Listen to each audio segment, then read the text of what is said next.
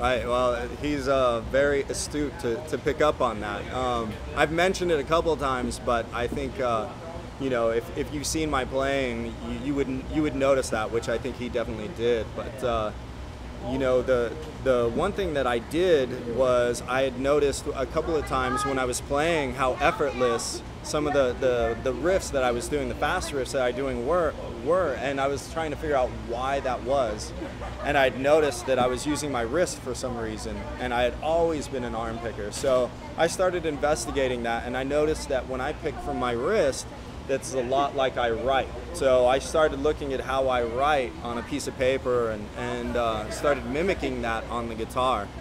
For me, the reason of doing that is because with your arm, you're moving so much mass to go such a short distance. You actually have to, I'm sure, stop that mass on the other side. So, and I could tell I was putting way too much effort into what I was trying to play, you know? So that's why I switched, and I definitely believe it's a better way to go, even though I have had some students where, you know, maybe it's the mechanism in their hand, you know, they're just more apt to prefer arm picking. So, well, I would say anything that you see your left hand doing, you mimic on your right hand.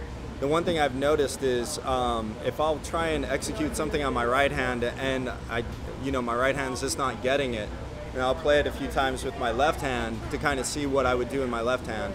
And then all of a sudden it's like my right hand's, oh, okay, I see how it's done, you know, kind of a thing. So I would definitely recommend that. And then any exercises that you've done in the left hand, do in your right hand, you know.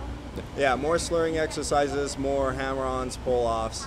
You know, remember all the chromatic exercises that you first learn when you know, yeah, when an instructor tries to torture you on the guitar, you know, all of that stuff is very beneficial in the development of the right hand.